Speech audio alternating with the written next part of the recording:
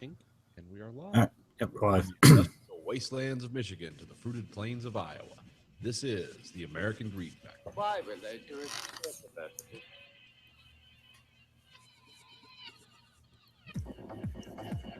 You are the dead. Remain exactly where you are. Make no move until you are ordered. We burn them to ashes and then burn the ashes. That's our official motto. Now we can see you. Clasp your hands behind your heads. Stand out in the middle of the room. Stand back to back. Who can explain the fascination of fire? What draws us to it, whether we're young or old? Here comes the candles to light you to bed. Here comes a chopper to chop off your head.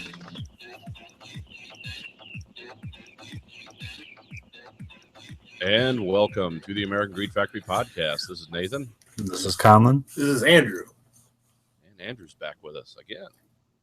Almost a paid regular pretty soon. Ooh, cool. No, we're not gonna. The Fine Brothers took all our money.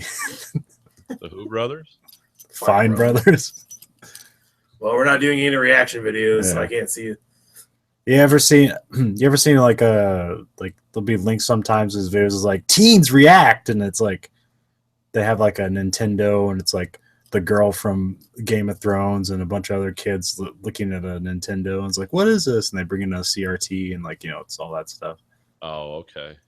So they tried to basically copyright reaction videos, Okay. and they're building the system where like you can license their React like name and stuff like that, and then then you just have to cut them some money, and then everyone was like, yeah, that's stupid. That sounds Yeah, I like can- patent trolling to me, but Yeah, partly that. It also seems like some sort of internet Ponzi scheme. Yeah, because if you watch their video about introducing it, it's like, this is so great for the community, and we're looking forward to benefiting the world and all this other shit. And they've only been doing that for 5 years, and everybody else has been doing it for 13. So It seems like they wanted to take legal action to try to protect their IP or whatever, but they knew that would come off as bad, so they try to make it like, let's build a community. It's like, no, it looks like you're just trying to siphon money from a community. let's build a community of thieves and whores. yeah. Our Somebody else made a joke video where they copyrighted videos made outside and shit like that. Where Yeah, like, it was Mega 64. That was pretty good. Well, I think tried to copyright the moon and the sun, and Yeah, Yeah. it was a joke on that. Like, oh, it's yeah. like Well, I mean, it wouldn't surprise me if that actually started. it's like we copyrighted any video made outside. It's copyrighted. Also, any video that refers to as YouTube video is now copyrighted by us. It's amazing what people will do. All that talent, all that energy and verve. Well, a reaction video requires almost no talent. It just requires a selection process. Yeah. Let's take these things and then put it in front of strangers, but we'll organize the strangers by ages or something. I always like the Korean girls react videos, because it's like Korean girls react to American barbecue.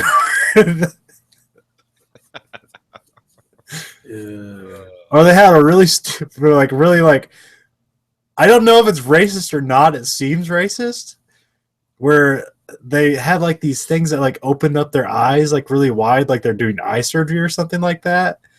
And it was like, it was like Korean girls react to like American eyes or something like that. It was like, it's insane. What you look like what's like to see like an American. It was like, oh yeah, I have more peripheral vision and stuff like that. I was like, I think this is racist. I don't know. Yeah, this either is a weird Clockwork Orange reenactment or this is racist. I don't know what's going on. Do Asians see different than us? I don't know. I thought they had the same. I don't know. Maybe I didn't think they saw any different. I don't know. Yeah, I didn't think so. You would be correct. I mean, if I went around like this all day, I'm pretty sure I'd see differently. Yeah, but I mean, I thought the field of vision was the same. It just Yeah. our eyes. I don't know. Like that's a good question. More things I don't know about or really care about. Not going to become Asian anytime soon, but oh, I have a project I've been working on, or it's finished actually. Oh, like that grunt. Yeah. God damn it! It's called pain. It's called getting old. Now, this is my. I found a light in a. We were at some upscale store in Livonia, or can't anyway, somewhere around here, and they had this light made out of pipes. You know, that steampunk kind of esque look. Oh yeah. Yeah. It's like, oh, that is really. I mean, it looked really amazing. And and the guys we were talking, and I looked at the tag, and the guy's like, yeah, we get those in a lot, and it's $179 on sale. It was $100 off. I was like, yeah, I could probably put some pipes together. Yeah. Put a little light on it, And put that's some stain on it and then make it look, yeah. Yeah, well, I just painted the pipes. Okay. But that's what I came up with. Looks kind of cool. Can't see it very well. The light kind of obscures it. Maybe I can turn this up. Get to shine a light on the light. Yeah, but this is what it looks like over my shoulder. This is what I did this weekend. Does it have like the Faraday cage over the light bulb? Like some of No, this I can get one of those. They're about $8. Like I said, I'm just playing around with it right now. But yeah, that's what I did this weekend. About $40 worth of materials. The light bulb is the most expensive part, because it's like an Edison bulb, the old filament kind, squirrel cage filament they call. And those are about $12, and the light kit's about $10, and then the pipes are like $3. But yeah, it was kind of fun. It's gonna become the new light on my desk eventually. And now you can just start cranking them out for $150 a piece and undercut the local seller in town. Yeah, I don't know. It doesn't take much to make one. I know. That's why I'm surprised people. You should see some of the prices around here for those. It's like $250, $500. Yeah, put that shit on Etsy. Yeah, seriously. Well, it just takes time. Once you do one, the only thing I'm working on is and of course these are all. This is not my original design. This is stuff available. Like, how do you do this on Google? And then you find out. And but there's a thing where you can make a red valve, like buy a 1/2-inch valve and put a rotary switch inside it. You got to drill it out. Yeah. So I bought a vise. So now I'm going to drill those out and make it so when you turn the red switch, instead of having the switch on the side, that the light will come on and off. Huh. And I'm gonna make a few of them. I'm gonna make the lamp behind me is gonna be replaced with a multiple lamp one. Eventually, we'll see. Because when you start doing that, you have to learn about things like wiring in series, and and you're working inside metal pipes, and it's like, don't grab a hold of that. And what's the ground? Yeah. Oh, the whole thing. Yeah, the whole thing is grounded to the ground. But yeah, that's something I'm Through your playing around body. with. But I'm pretty sure you can find components where it's like here's the wire and the light switch, and then you can just build around it. I'm pretty sure you'll be fine. As long as that wire has a ground, you're good. Yeah. Yeah, well, it's the ribbed wire goes to the one thing, and it's pretty basic. Hey, there's a YouTube guy I can't remember his name. He always does weird electronical stuff, and he always constantly shocking himself. I'm pretty sure he does it intentionally, but it's still funny where he says like, well, you just hook this up. Oh, fuck. Yeah. I've seen people do things on YouTube like, let's hook a car battery up to a tiny resistor and see what happens. Resistor like fluoresces this bright incandescent light and then dies. It's like, that's what happens. But I don't understand much about electricity, but this seemed pretty straightforward. I don't know. I kind of like it. I think it looks cool. Yeah. And I wouldn't pay $200 for one. Yeah. Not when you can make it in literally paint, assembly, and everything. Like first time doing it, 4 hours work. It's like that. Okay, here we go. Well, that's kind of thing, though. I mean, say somebody. I mean, I have tools, probably not maybe all the tools I would need. Just that alone, plus all the materials, would be probably more than, because I don't know how much like you need wire strippers and. No, you just buy light kits. Okay. Now, if I really want to shine it on, I can buy like I can spend like $100 for like a 300-foot spool of cloth wire, make it look really old fashioned. And there's things I could do, but this is just something I've always liked that style. That Hand wrap your copper wire. cool at my hand. What are you doing? But yeah, this is I've always liked that style, that kind of industrial. Some people call it steampunk. I just think it's industrial. Yeah. Yeah. Yeah, it should be pretty cool. And you can actually buy LED lights that look like filament bulbs, which is kind of weird. The LEDs are they're set up like around the squirrel cage. Yeah. I don't know how well they work, but if you want that nostalgic look, or you can screw a regular light bulb into these. I like those new light bulbs because I don't know if you can see the thing behind me. It looks like it's coming out of my head. Yeah. I've had that for years, and it's got the same light bulbs in it. I've never changed light bulbs once. Yeah, those things last like 5 years and they use less energy. Something incredible like that. Yeah, supposedly Cummins' new light bulb will last 22 years. Yeah. I don't know about that. But yeah. Outlast the owner. What to do when your light bulb dies before you? Well, that's why I said something like, yeah, I don't know how long the speakers will last if the light bulb will die before the speakers does. And he looked at it and he's like, no, I think the speakers will die before the light does. Supposedly, but yeah, we all know manufacturers' ratings on things aren't probably what they should be. We had a fun adventure changing the rotors and brakes on my car. Oh, how fun was that? Did you have to have the X-type wrench? No, Oh, okay. not sure what that is. That's an old. Yeah, let's make brakes. Let's add one screw or one wrench that's like super complex. Well, they put a Torx bolt in there randomly where it's like fucking hate Torx bolts. It's so easy to strip that shit and it just doesn't hold very well. But yeah, we got Yeah, that's an automotive industry conspiracy it. from doing their brakes because you go to a dealership, they'll charge you a fortune Yeah. for like a brake.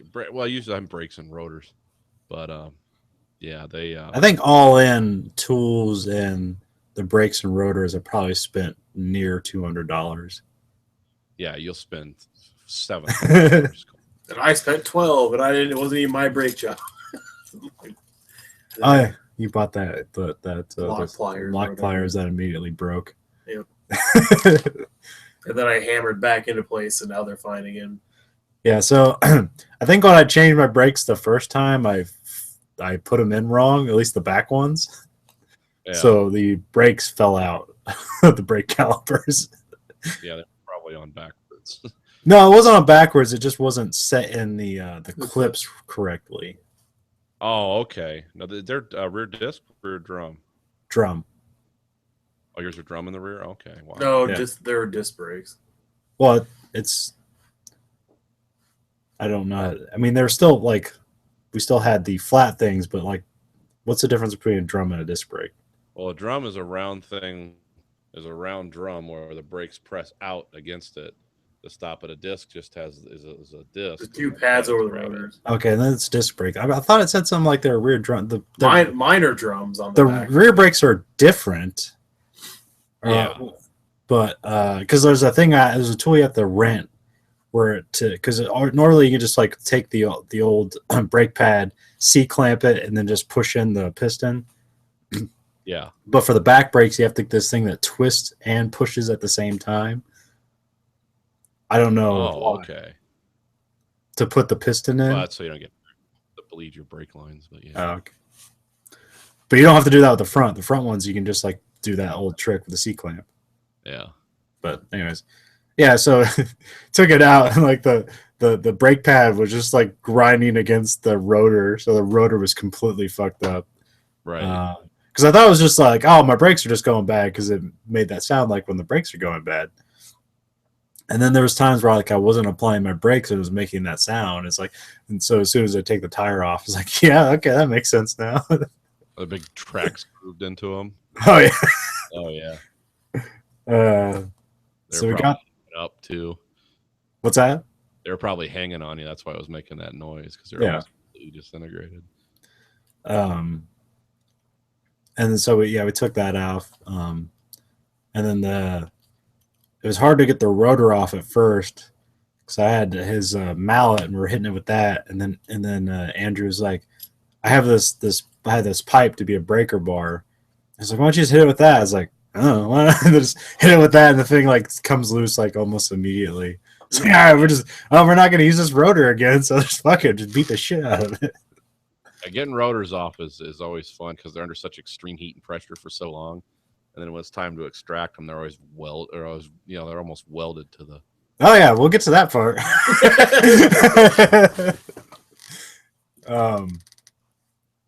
So I changed the brakes. I found out what I did wrong with the clip, and so I put the brakes in correctly. Got them on. We got the back tire, and then the biggest problem the whole time is that my dealership fucked up my the lug nuts on my car, and so when I got the tires changed at Walmart, they had to break the lug nuts, and then they just had whatever was laying around to replace the ones I had. Yeah, press fit them back in. So I had 4 different lug nuts on my car. Oh, they just broke the nut. I thought that they didn't press new bolts or new screws in the back. I don't think so. They might have grabbed whatever was around and threaded them on. Yeah, it is Walmart. I think you're giving them too much credit for let's do this. Oh, I've tried to take those off before and just had them shatter. And you got to take the whole spindle off and have them go press fit new ones in. Yeah. So that was the biggest problem, was just getting the lug nuts off half the time, and we're using breaker bars, and we just had to use we had to use different sized sockets, but some of them needed a deep socket because they're already kind of fucked up from people trying to get them off. Oh, so you're just trying to go as deep on the shank as you could. So yeah. Grab what's left at the bottom. Yeah, pretty much. Yeah, that shit fucking sucks. Well, they're basically like mine, where they've been on for too long too, and they're warped to shit. So it was very hit and miss if one socket would fit every one of them or work for every one of them. Break the walls out of any of the sockets trying to get them off. Oh yeah, we used a nut buster on 4 of them to get them to.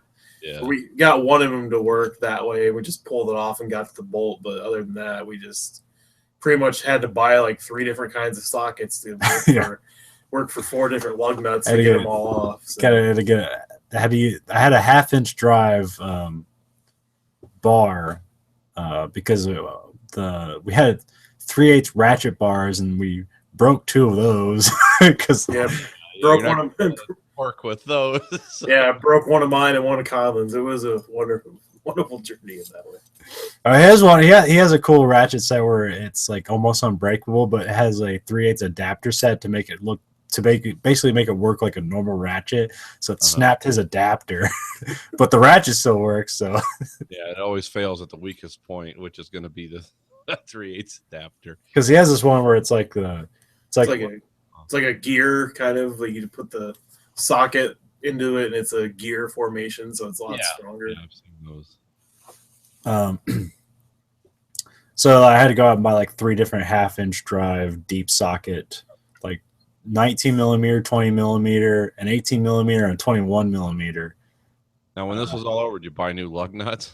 Oh yeah, I already had the lug nuts. Oh, so okay. Because I bought these new things to break the lug, because we replaced the back brakes, and we tried to get because he had an impact wrench, so we were getting that stuff off pretty quick, but there was a couple bolts that were just too hard. I was like, fuck it. Well, we replaced the back brakes. That's the ones we needed, and so I left.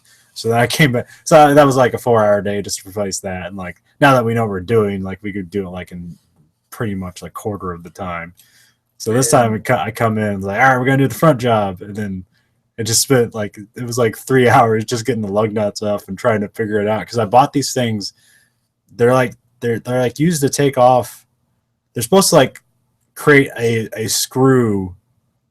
The reverse threaded, so you're supposed to be able to basically screw onto the bolts and then pull them off. Yeah, easy outs. Yeah. So that didn't work at all. I'm not sure how we're supposed to use it, but basically it's screwed on there, created the screw pattern, and then they didn't cut. They just like made the pattern, and then you just reversed it, and then because I already made the screw pattern, it just reversed through the screw. It didn't like create any force to pull on it. Huh. So I don't know how we fucked that up, but That's weird. Okay, I don't know what that is. and then we had this nutcracker thing, which is basically just a chisel, and you use a ratchet to like chisel into it, and it just kind of like tore off the front of the nut. That's just more of like a housing to get to the actual like lug nut. Yeah. And then we were able to get to that with an 18 millimeter deep socket, and then we got to the other side, and there was like, because they're all different sizes, like we couldn't do that with that one. So we were able to get one tire off, replace the brakes pretty normally. We had to beat the fuck out of the rotor with that pipe for like half an hour, and we're sitting there, we're wiggling it off like it's loose, Right. and it still was not coming off. So I had to like sit there and like just like pull it off in the correct way, and it eventually came off. And then we get to the other side. The nut we drill, we screw, we fucking nut crack this thing, and they're not coming off. So that's when I go buy like 3 different sockets. Came back, we were able to snap them off with the breaker bar. And then we get the tire, and then we get all this stuff off, get the brakes off. That's easy enough. Then this is where like it was completely welded. The rotor was basically completely welded to the wheel or where To the arm or whatever. Yeah, the arm. Yeah. I should have known better. I should have just bitched about everything, and it would have like been very simple to get everything done. So I swear to God, every time I had a problem doing something, I'd be like, Colin, this isn't gonna work. This is broken. Then he just fixes it automatically. So I just should have like complained like, I can't get this wheel off, and then he would have came over in like 2 seconds and fixed it. That would have shortened the job. Yeah, we Yeah. used to do a lot of the shit like this, and then we discovered torches and impact tools, and all of a sudden our workday got a lot easier. Well, I mean, it could be more destructive too. You got to be careful with a settling torch. But anyway, go ahead. Yeah, so we were just beating it for like an hour, and it was getting like dark out, and it was like, all right, we're gonna be like disturbing the neighbor's sleep at some point. So I was like, all right, let's go to YouTube and see what they say. And they had a cool method where it's like the mounting bracket for the brake bracket. It's like you take 4 4 washers, 4 nuts, and 2 bolts. yeah, and then you just kind of put it through. You thread it in a way where you can basically have it push off the bracket and then like push into the rotor. Yeah, you're And making then, like- your own puller. Yeah. Yeah. So we didn't have that. So there was another video where the guy takes a puller and he pulls out. I was like, I got that. I forgot to return that to AutoZone like 10 years ago. Puller. Okay. Well, yeah. Yeah. So yeah. So, Yeah, but then it pops off right away, and then you're like, "Oh crap, that didn't do it." And then, yeah, because like we're getting it. It's like, all right, this is kind of working, and then like snap, and the thing falls off. I was like, fuck. And I kind of grab it, and it's not moving. I was like, "Fuck!" And then Andrew comes up with the mallet and just kind of taps a little bit. It's like, "It's off." I was like, "Oh, good." Yeah. Yeah. That shade tree mechanic shit gets old after a while. So we got that off and put everything back together in like 15 minutes. And like then, 6 hours later, the front brakes were done. yeah. Pretty much 2 hours longer, and the back brakes took, and we thought, Well, it's somebody like you're like, all right, can we drive you to school tomorrow? I was like, no, this day's not ending. Like I'm driving this out of here. I mean, I would have worked on it by myself while you went to class the next day. So it's not that I should. Well, we fucked up those bolts so much, or the nuts so much, or the lug nuts so much. It's like this day is not ending. It's like, Well, see, that's they've gone to these, especially with cars like yours. Even worse with mine. At my the dealership I take my car to, they have this whole. It's like a lug nut wall of shame, because a lot of them are just chrome decorative covers over this little tiny nut. yeah. And when you work at a Ford dealership, they have the special, sockets you're supposed to use. But sometimes the guys will get in a hurry and they'll just slap a shallow socket on there, and then that whole chrome decorative piece will just spin off freely, like a bomb went off. There'll be little shards of metal everywhere. Like, oh fuck, and those aren't cheap, and so they put them up on the wall every time a guy does it. But yeah, those because it used to be the lug nuts, unless you're working on farm equipment or heavy duty work trucks. They're just a little tiny. You know, they're not very Yeah. big. But then they started putting these tall risers and these decorative chrome things on them. Yeah. Yeah, that's a fucking nightmare. Yeah, that's how the dealership fucked it up. Is they just had some guy with a shallow socket, and he's like, and then so it wears off that front part. Right. So then you have to get a deep socket to reach all the way in the back to get it. So, Yeah, no, they have special black. Well, all your impact sockets are supposed to be. You're not supposed to use chrome covered. They're all supposed to be black because I have a whole set of impact tools. yeah, They're all like the the heavy. I don't know what the difference is, but they're a lot heavier duty. They don't have chrome on them, yeah, and those they rust real easy, so you got to keep them oiled. But yeah, those are the ones, and they're all deep well. And if you ever got to take your tires off or do anything, those are the ones you use now because they're all. Everything has to look pretty. How functional it is, I don't know, but you know, it's gotta look pretty. yeah. But I put the new lug nuts on and new rotors. Like it looked nice. It's like this is all shiny and new. I can see the rotors shining through my tires, and then like all the lug nuts are the same and they're shiny. And like my car looks good. Yeah, in a week it'll be rusted. We got great caliper painting kits, like paint them blue. Not the calipers, but the caliper housing. Yeah. I know people that do that. It's like, what are you fucking doing? Like, why you do? Oh, it looks cool. It's like, yeah, that thing's like sitting in an oven. Whenever you're hitting brakes really hard, that thing's in an oven. But yeah, Well, I mean, presumably you'd be doing that to a car that was really expensive, and you probably drive once a year anyways. yeah, so it wouldn't matter. But I'll tell you, like, I love the stopping power on my Fusion. Holy shit, that thing has some brakes on it. They saved my life once. No, his brake Like I system. His brake system look better than mine is. So, yeah, I believe. Well, yeah, when we did the same thing, and we had the same problems with his car, just taking the lug nuts off, Yeah. and like we replaced the rotors too, and like mine are held on by Torx bolts. His are just friction. Like you just take them off and put new ones on. Flipped up in there, like, Yeah. okay. Yeah, What do you have? he's a Focus. Yeah, Focus. 2005 represent. Yeah, I had an 07. It was a great car. I just had way too many miles on it to keep driving it. Yeah, mine's gonna get there at some point soon. Well, I had 179,000 miles on the original clutch. Oh So- shit! That was Yeah. I knew that was coming. I'm only at 131. So Yeah. The clutches are real easy to replace in those. I'm just kidding. They're fucking nice. I was gonna say is like I remember when I was trying I to help spent $2,000 on trying to that help shit. your dad and con the dude clutch on his. It didn't seem very easy. Well, we weren't replacing the clutch. We were just replacing the clutch master cylinder. Oh, I'm sorry. Yeah. But now that's what it used to be a thing. Like replacing a manual clutch was cheaper because it was like less complicated. But now there's not that many manual clutches, so now it's more expensive because nobody knows how to fucking do it. No, they don't make them anymore. They don't. They haven't made a Fusion with a stick shift since your generation. Yeah, And the Focus stick shifts, I don't know if they're phasing those out. I know the like the high performance ones will always have stick shifts, but Yeah, that's they- about it. yeah. People ask for them, and then they make them, and then they sit on lots, and they're like, "Well, where were the people that were asking for them?" So they're kind of getting out of that. The F-150s used to have that Yeah. up until I think my generation of truck was the last truck that had the stick shift. I didn't have one. But, I think there's a guy I know. He has a Subaru that had it's manual and it's only rear wheel drive. I was like, Subaru makes a rear wheel drive car. That's a manual. Oh, that's weird. yeah, that sounds a little tough. Isn't it just like a sedan or like a two-door car, or is it? Yeah, it's like I think it's like a sports coupe or something like that. It's like a BZ or something, like a Subaru BZ or something like that. I don't know anything about Subarus, and I don't know anyone that owns one. So I mean, that there's all wheel drive cars mostly, and they make the they're like the last people to make.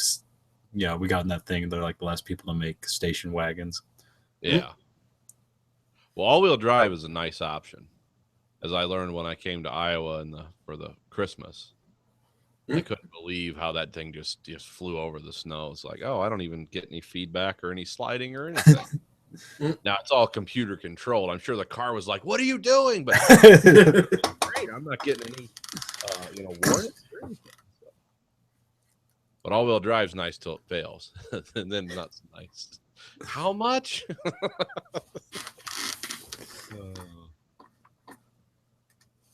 Yeah, I'm not looking forward to my next car pro bill because I want to try and do my drum brakes on the rear because supposedly they're at 30% like 6 months ago. But Yeah. I've never done drum brakes and I don't really want to do it. Just go to YouTube, man. That's what we did. You got to get a compression tool for those. But I'll tell you what's something about drum brakes and cars.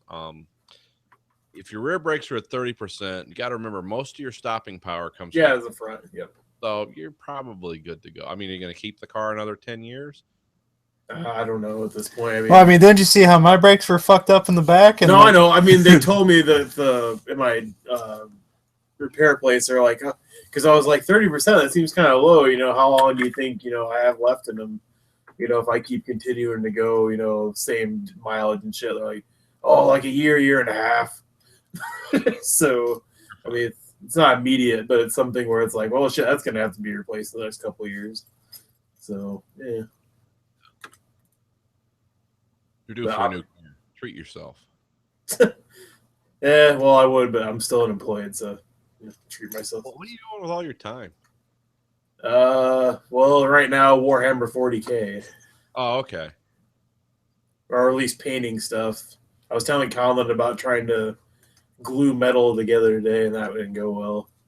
And then, yeah. Not even with JB Weld? No, I don't have. I just had super glue. I didn't have anything else. Oh, yeah. I ordered some shit today for that, so hopefully it'll work because I really don't want to. Because what I told him was like their method for older models was pinning, where you have to like drill 2 little fucking holes with a hand drill, and then put like a paper clip or a brass rod or a plastic piece in those holes, super glue on either end, then hold it together for like 5 minutes and get the the arm or the leg or whatever. What? What are you doing exactly? What are you working on? Well, I'm working on the Imperial Guard Army for that, and then like I ordered like the Victorian Firstborn, so they have like Russian soldiers almost, like big fucking hats and gilded trench coat armor and shit. They look pretty cool. But fucking had to order a commander for my army too, but they were dicks about it and fucking made it one where you have to like he has one arm going up like this with a shotgun that's totally detached from the model. So I'm trying to figure out how the fuck to glue that together, and then What are you talking about? You totally lost me. Warhammer 40K. yeah, wherever you don't know what Warhammer 40K is I don't know. What does that have to do with gluing metal? because they're metal models. Oh, you're talking about okay. I thought we were talking about drum brakes and I thought you were following along, so I just kept going. well, I wasn't, but I thought Warhammer. I thought you meant you were playing the online game. Oh no, I'm actually going tomorrow to a tournament thing with my brother-in-law because he does it. He has an orc army or whatever. I've been reading the rule books and shit and trying to figure shit out. But You're doing tabletop gaming, okay? Yeah, I don't know that or watching movies or applying to jobs or nothing else really. Huh. So that's terrible, man. I hate that for you. I couldn't imagine. Yeah. I know my last year being laid off all the time, and like I said, I knew I had a job to go back to for a little bit before I got laid off again. But that was just hell. I mean, things around the house really got the fuck fixed out of them. But yeah, I hope you find something soon, man. well, I know it's like you said, it gets the part where it's boring. I did my taxes the other day and lost like $200 doing that because my wife had to take out her savings and shit like last year. But I mean, other than that, like I've been trying to find shit to do, but like my banister's broken still going downstairs, but I still can't figure out what to do with it because the asshole that put it in stripped out most of the hardware when he put it in, so I can't really take it out and remount it, and I have to figure out. I still haven't gotten around to getting an anchor kit so I can just anchor the holes in the wall where the banister needs to go and then put it back up. So every time I go downstairs, I have to mentally check myself not to grab the railing and tear it out of the wall and fall down the stairs. So it's I found a cool trick on YouTube with stuff like that. When your drywall gets all chewed out, You can you can put a hole in the wall and just put like boards behind it. You just screw things into the boards and then patch the drywall hole. There's a lot of stuff like that around the house that you can't even tell. Because I patched In the. my younger days, there was a lot of rage around this house, lots of holes in the wall. So yeah, I'm pretty good at fixing shit like that. I got you that one almost useless toolkit, but it was kind of cool for a while where you could. It was like the 3-in-1 or something like that, but like the battery wasn't power enough to. Oh. Oh yeah, yeah, that was a good thing. But it had like a saw and a drill and all that. You were like, yeah, I repaired that hole I punched in the wall. Oh yeah, it worked good for that. Well, problem was the battery wasn't powerful enough; just didn't hold charge long enough. It was the old school. Because now everything's like lithium ion, like 50 volt. Like these drills can snap your wrist now. These cordless drills. But yeah, that was yeah, I did a lot of that. I've done a lot of that crap. But anyway, X-Files. Yeah. Have everyone watch that? Yeah. Yeah. At least first episode. I don't know What if are you your guys watched the second one. It's an X-Files episode. I was like, oh yeah, that's just like straight up like X-Files never stopped. It wasn't really a whole lot of modernity to it or anything. It's like it's just fucking X-Files. Well, I watched the first one. I DVR'd it. And I watched it. They changed the intro. Nope. Here we go. Yep, they just went straight into it. And I don't they say I've read like I've seen all 6 episodes, everyone hang on. But I'll tell you, the first episode and the second episode didn't really impress me. It's like, well, I don't know. I mean, I like that they're kind of redoing the story. It was never about aliens. There's only been one alien. It's been people fucking with us, trying to do weird things with alien DNA and alien technology. I sort of like that. But I like the kind of the new direction, I guess. But as far as like the show, is like they're just not explaining like where's this kid and why are they dreaming about him, and are they going to go into alternate universes, alternate realities? Why do they keep coming up with this? And Yeah. I like how the actors don't really look like they've changed a whole lot. Like that's always good. Well, neither named David Duchovny or Gillian Anderson look a lot different. Like they don't look like they've, oh man, she's put on 50 pounds, or man, he's really been hitting the bottle. It doesn't make me feel old to watch it, which is good. But yeah, it's I mean, like the last episode of X-Files episode was almost like 15 years ago, which means it started like almost like 25 years ago. right, people still pretty much look the same. I mean, older, yes, but not like, oh god, the years have been cruel. You know, you get like some Irish fat head on him or something. He's just Yeah. all red nose. It's like, oh, somebody likes gin now. Somebody was drinking heavily between shots. I didn't see that, but yeah, I don't know. I'll have to see what happens with this. I'm willing to give it its 6-episode chance. I was like all into it. Like, but there was like a point where there's like the dialogue gets so ridiculous. It's like, here's X-Files greatest hits of dialogue. I'm like, for a minute there, I thought, is something sly going on, or like, are they like pretending to say things because they're being bugged and they're really meaning something else? Like, oh no, they just meant that the whole time. I was like, oh, that's embarrassing. Yeah, sad. And It's like here's the problem with X-Files is X-Files is like the first 3 Star Wars movies. It's remembered in a continuum of, there was an era of perfect light and coolness. And now we've had Lost, we've had Alias, we've had all these TV shows. Oh, the X-Files is back. Well, boy, doesn't this seem kind of lame. I think that's part of the problem is it's like that was a path-breaking show in the 90s. Yeah. And now it's kind of like one of many kind of weird shows that we have. I don't know, though. They could... I guess the reviewers say just hold on, it gets better. So I'm going to give it a chance. It's, part of basic cable, so I'm not paying for it. And also, it's like it seems kind of late around for them to like come around with the whole government conspiracy thing. It's like Well, I mean, that's what Well- they do. But like this time around, it seems just like, yeah, we've been there before. They're like kind of treading water on what other shows have been doing somewhat better. Well, the problem is with the movie, and I know there was another movie, but I never watched it because I heard. Oh, don't worry about it. That was like their monster of the week episode. That the other movie almost had nothing to do with the Grand Conspiracy. Yeah, see, the problem was with the movie and the Grand Conspiracy is it got so weird because we have bees and we have corn and this is all it's alien DNA and it all tied, but it got too weird and it didn't offer any explanations and it couldn't because they painted themselves into one of those beautiful corners, those what I call those Twin Peaks corners. It's like they're going nowhere off. Now, they have kind of rebooted it enough, I guess. To where I'm like, I might be in for this. You know, I might tune in. It's not going to cost me anything other than my cable bill. And so, yeah, Well, yeah, I did appreciate that. It's like, okay, we're gonna reset the universe, and like it wasn't aliens fucking with people; it was just people fucking with people. But they're still aliens. I was like, oh, okay. and I would actually really probably believe that more. I'm willing to concede that there was one alien visit in all the years of our history where we actually shot one down or captured one for whatever reason. And then everything since World War II, all these computers, all this technology, it came from that ship. I'm kind of willing to buy into that a little bit, just, to suspend disbelief.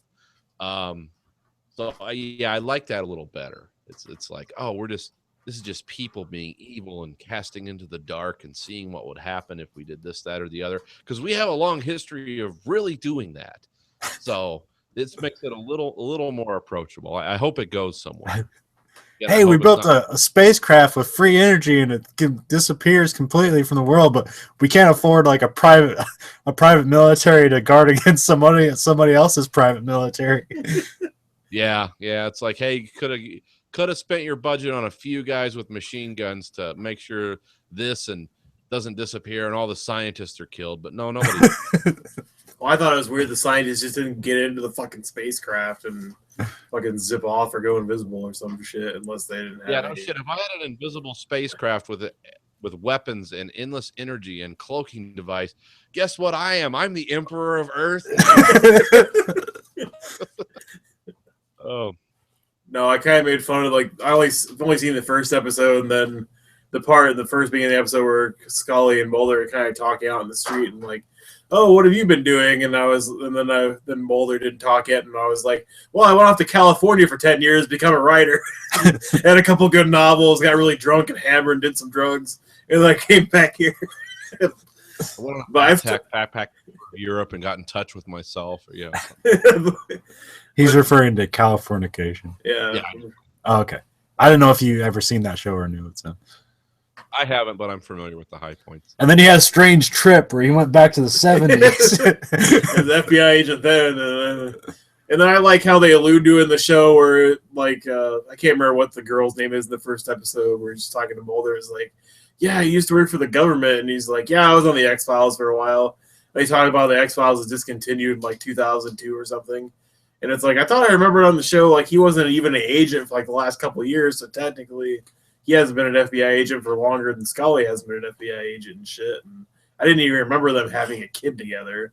So it's like, okay, I've forgotten some of this shit from having the kid was one of, like, we got Gillian Anderson. There's good chemistry here, and it's like, oh, she's pregnant again. How are we going to work this into the show?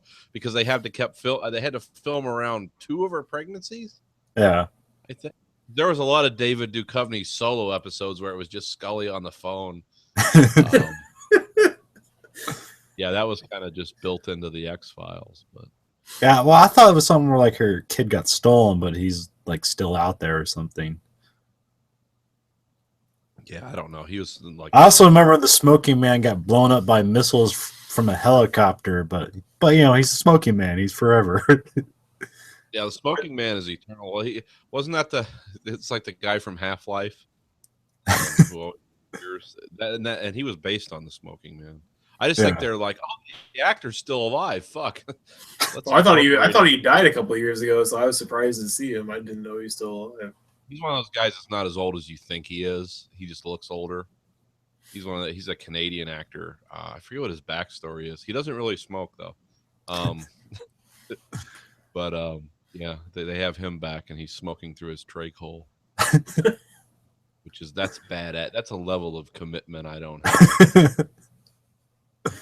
Somebody holds it to his trach hole, like I can't be bothered with this. I've got two hands, one on the phone, one plotting evil. Red right hand.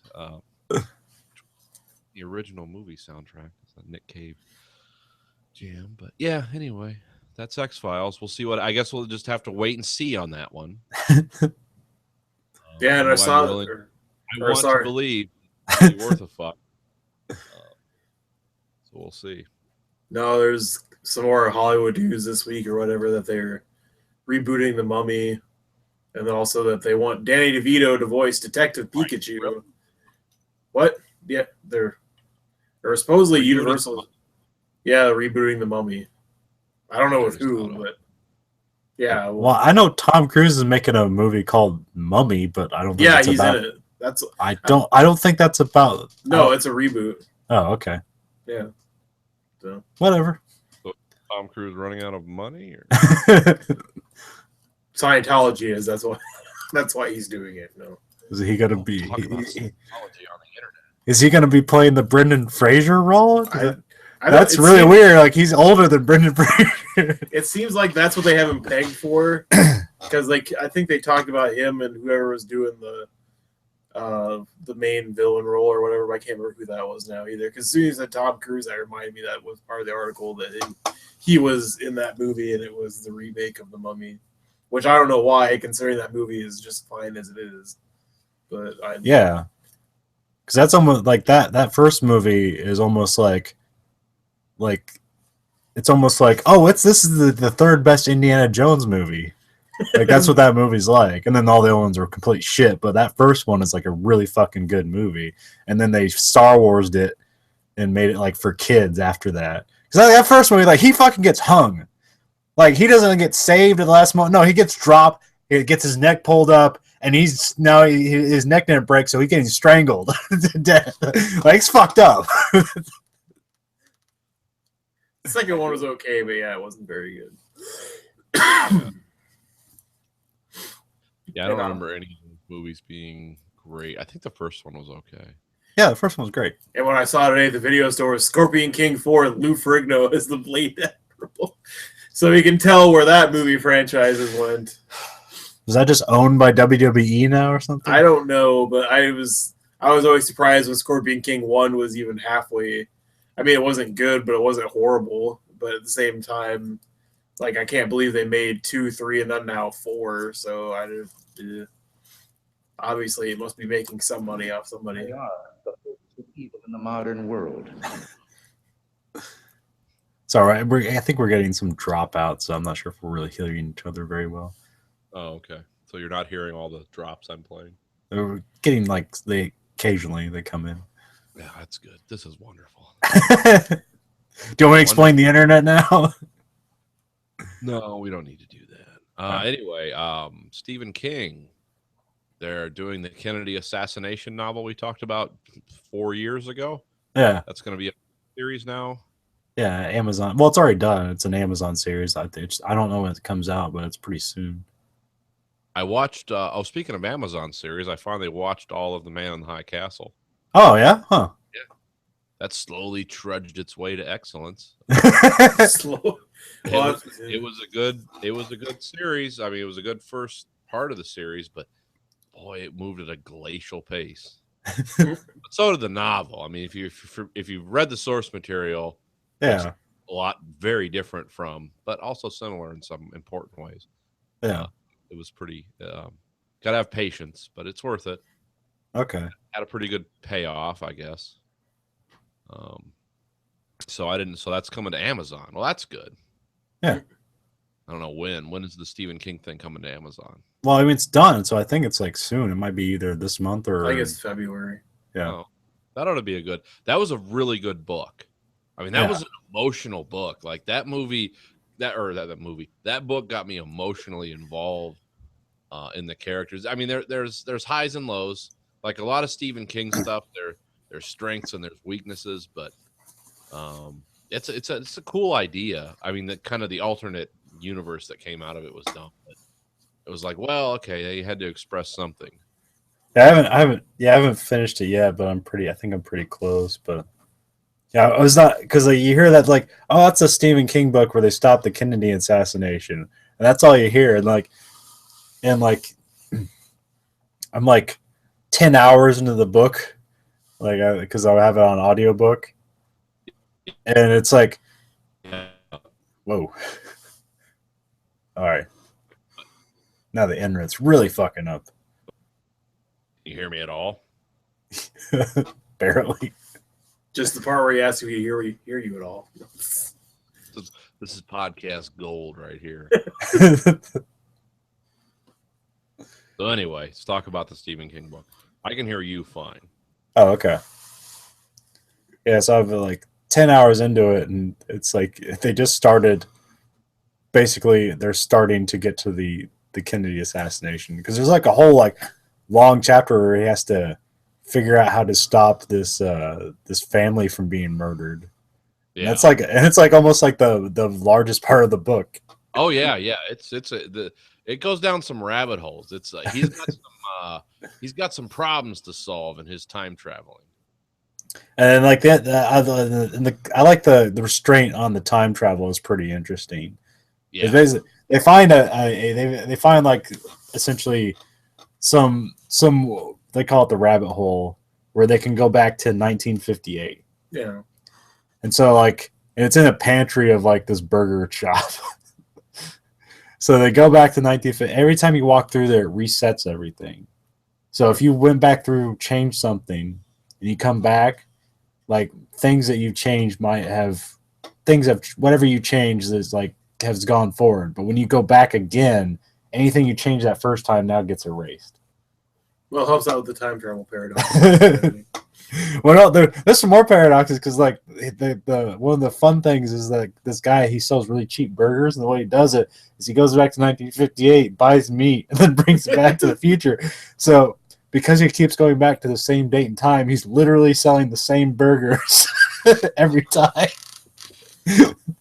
and he has the shopkeeper, the guy who has this pantry where he can go back in time. Well, he has cancer, and the guy he's a high school teacher, right? That he to. It's like, man, he looks like he's aged badly. It's like, well, yeah, he's been living in the 60s for years, and so all I did was like smoke and drink like that. That's what everyone did in the 60s, and so now he's a lot older than what he should be. The shopkeeper at the burger shop, right? Yeah, I think it's Al, isn't it? Yeah, it's Al. I can't remember. I haven't read the book, and it's been 4 years since we talked. It's probably the best Stephen King book I've ever read, and that's saying a lot, because there's a lot of good Stephen King books, but that one is really good. Yeah, I've only read It and Carrie and Misery.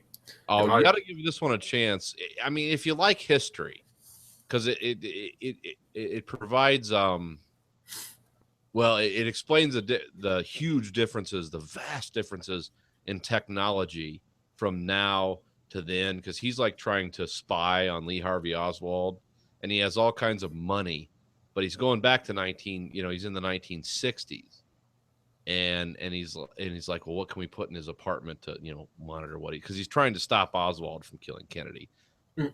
And it's like, oh, we can put this tape recorder in the wall that turns on at certain times, but it's only good for so many hours. And he's just like, what the fuck? Because we're used to like hard drives and things we can put that we can record for 200 hours without any well, anyway, there's a lot of stuff like that in the book that it's like, oh yeah, the people in the 50s and 60s, they love what is it, what does he say? Because he gets in trouble with the bookies because he makes bets to raise money.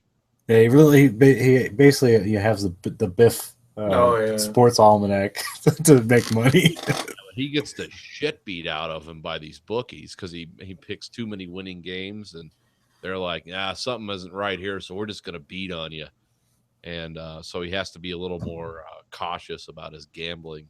Well, I don't remember him getting beat. I remember he gets crap beat out of him in Florida. Oh, okay. I don't think I'm He there yet. does a little bit. Yeah. Okay. Yeah. Yeah. He. So I remember there was a thing where he was making bets with one guy, and he felt fishy about it, so he was intentionally losing it, and he still felt the guy was like fishy. So then he just leaves the place without telling anybody, and then he finds out like his old apartment got burned down by the guy. Maybe you're right. Maybe he doesn't get beat up, but he gets warned. And he gets warned by having his house burned down. But yeah, I know he has to leave Florida. But he's like, oh yeah, these people love capitalism, but they have no idea what it is. You know, I remember he buys a car. What does he buy? Like a '58 Ford Sunliner. Yeah, and he's like, this is an amazing car, but 30,000 miles later, like the engine's fucked up. He's like, what a piece of crap, you know, because he had a Honda Civic that had like 170,000 miles on it. It was still running fine, and he's like, oh, cars were terrible back in the day, but but they were, you know. So what? I mean, you talked about him spying on Lee Harvey Oswald in the book. I mean, if he wants to stop the Kennedy assassination, what really stops him from just? I mean, unless he thinks because Oswald is a family man and he feels sorry for Marina Oswald, and he's like, if I just kill this guy, this woman's going to be left alone with these three kids. Well, the Al had already went through to try to Al went through to try to do this, and the thing is like he has to wait till 63. I think so, yeah. You have to live there like 4 or 5 years. Yeah, because like he started out in 1958, and then he has to wait on it. Oh. So like he already did an investigation, but he got sick before he could like kill Oswald.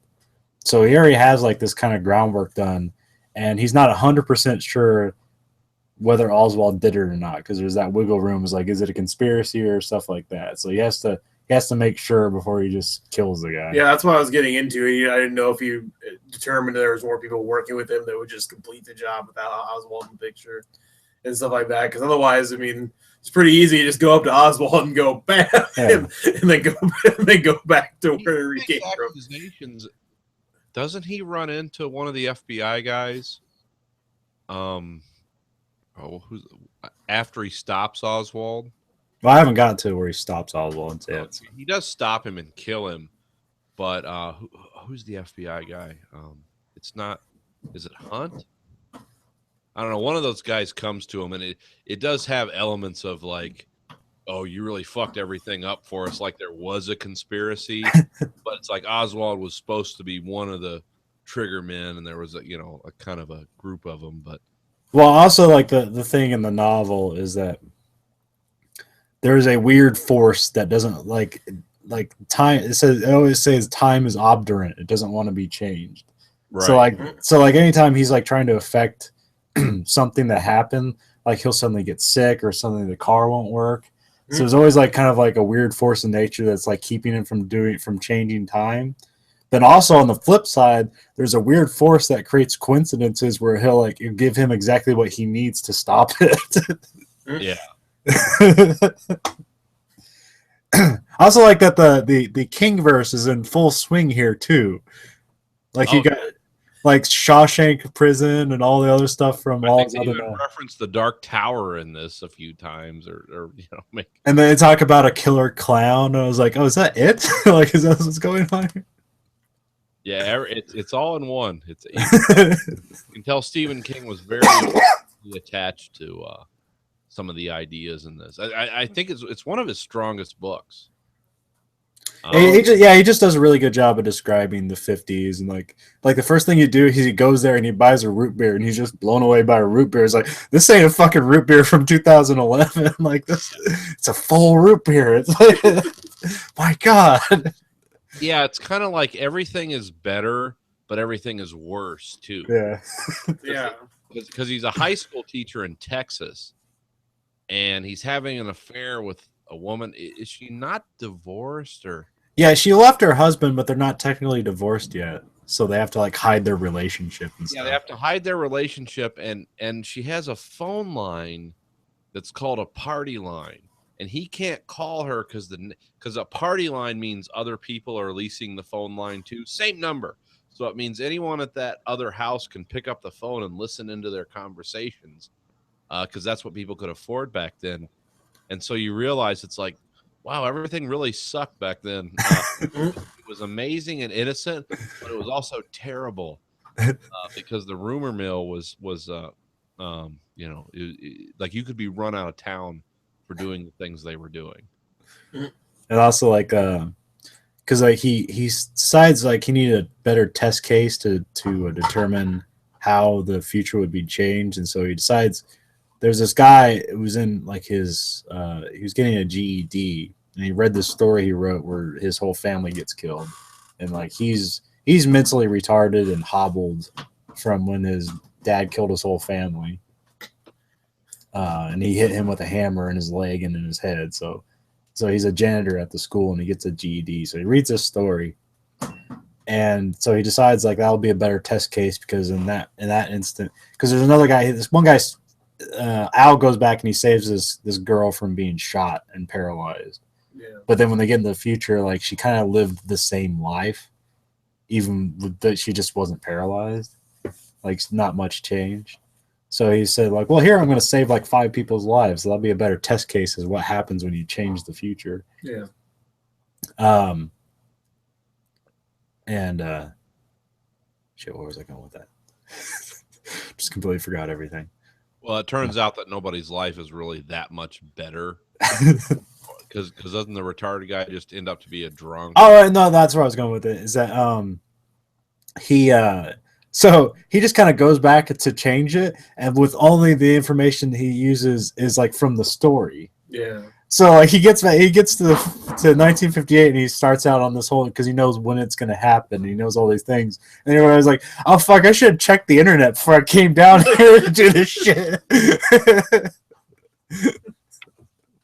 But when it gets really weird, and also sort of weak, but kind of weird too, is when he does stop the Kennedy assassination, he goes back to the modern times, and it's a complete wasteland. Because of course he's somewhere on the East Coast, right? Yeah, he's in Maine. Yeah, because King sets all his novels, you know, around Maine. Yeah, Castle Rock. Yeah, but because he stopped the Kennedy assassination, which was a huge historical event, it unleashed this earthquakes, wasn't it? That killed like a lot. I haven't. Once again, I haven't got to the part where he stops Oswald, so I'm not even at that part of the book. Oh, I'm sorry. Well, I mean, we talked about this book, but anyway. Yeah, stopping the Kennedy assassination makes the world a lot worse. Even though Hillary Clinton is president of a country and a world that's just a mess. So he goes and a lot of it ties in with this woman he's in love with, and he goes back because he meets her as an older woman, and of course he's in his 40s and she's in her 80s, and so he goes back in time again to, you know, he's just like, I'm going to have a romance with this woman because that's really what's important is the love we have for each other. And, you know, Kennedy's going to die and that's going to be terrible. But the future that comes out of, you know, him dying is a lot better than the one that doesn't because, again, like they say, what is it? The past is obdurate. Yeah. When you change something like the Kennedy assassination, you fuck the whole world up. Well, I would just a bunch of earth. There was a nuclear meltdown that destroyed most of Maine. And a lot of the East Coast, and it's like the world he comes back to for stopping the Kennedy assassination was horrible. Oh, and what was civil rights? Civil rights never happened because Kennedy lacked the will that Johnson did to really force civil rights through. So they were still dealing with that. And this book was written. When did we talk about this? Like 4 or 5 years ago. Yeah. So yeah, it's like a 5 or 6 year old book. So well, and the book takes place in 2011, so I think that's probably when the. But then as soon as he saw that Hillary Clinton was president, he jumped right back into that time portal. And, like, this is the worst of all. Hillary Clinton was president of basically a wasteland. Well, I know, but still, that was just the joke that Hillary Clinton was president, and he's just like, well, okay. Speaking of politics, and you know, now because we kind of close the book on this subject because we haven't seen the movie yet, and we've talked about the book 5 years ago. So, are you guys caucusing for anyone? Yeah, my wife wants to go caucus, but then as soon as she told me exactly what a caucus is, I laughed in her face. I didn't want to go because it was like, oh, you sign in, then you just stand somewhere and people count how many people are in one corner, and then you leave.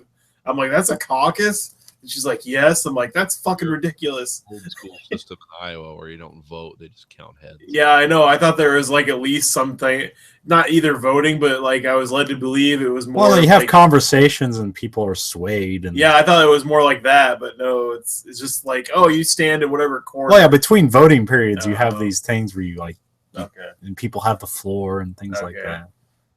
You can actually Yeah. candidates in Iowa. So is anyone? Are you guys going to do it?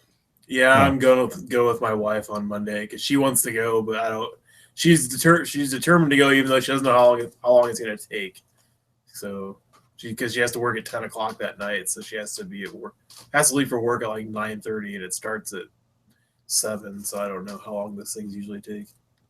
What about you, Conlon? You're No. busy. Yeah. I'm busy. So Believe me, I want to. Educate yourself and get out of this blue collar rut that you're in. That's understandable. So, I mean, do you guys favor any candidates? Are you thinking about it? I can't say anything. Oh yeah. Okay, so I was like, why can't you say anything? I'm like, oh yeah. I can't say anything against the current president, but we're talking about future presidents. No, I cannot. I can't even like. I cannot.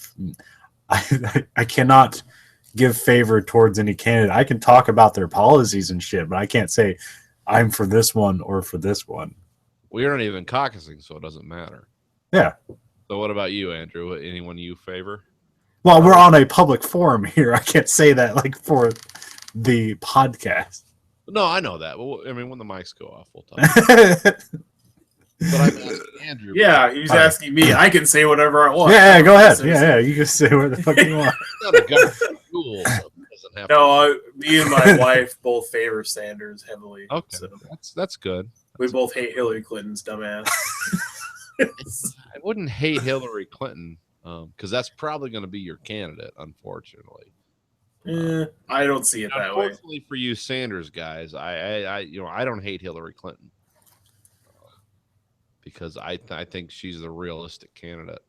Yeah, I think she just has a if it's going to be Trump, I think she has a better chance against Trump than what Sanders was. Because I think Sanders would be too easily to place like, well, he's just Obama again, and like people don't want that apparently. So No, Yeah, but all the numbers so far have leaned more heavily in Sanders' favor every time than her. She can't even beat Iowa, Ted then Cruz what's in the New polls. Hampshire numbers look like? That's what you got to look No, at. Sanders beats her in every fucking poll. New Hampshire, Iowa, whatever.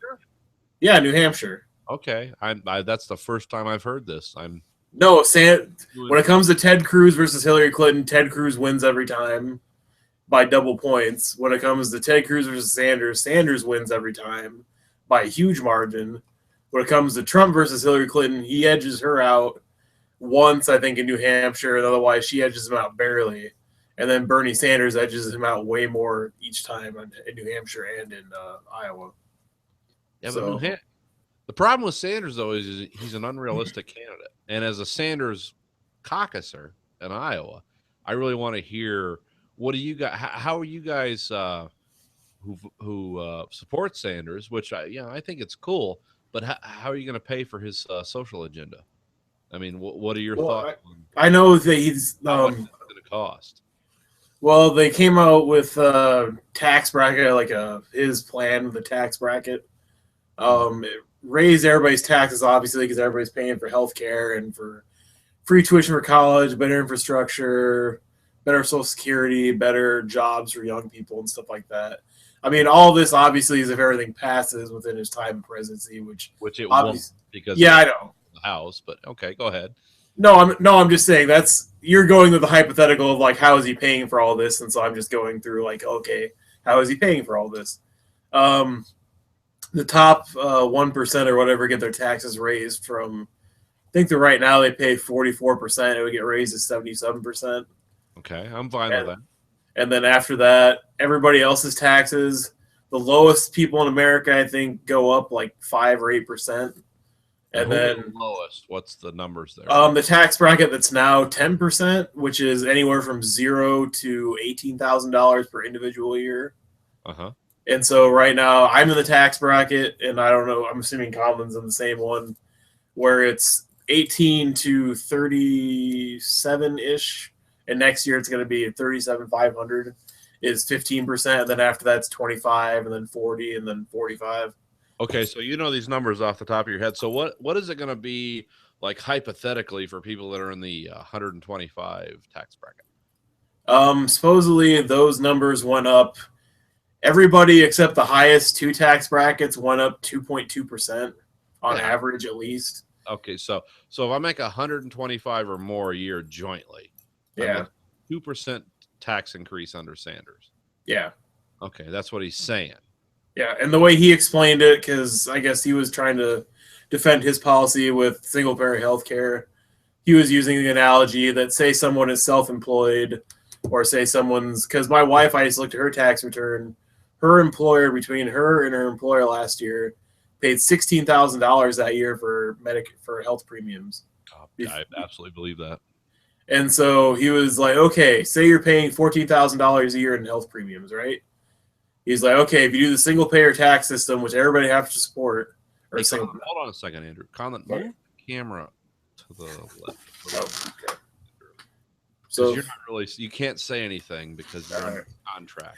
So if you if you do the single payer healthcare system, you will get half the cost. Usually, if you're paying $14,000, he was like it'll be around $7,000. You do away with healthcare premiums, and then so you're totally absolved that bill.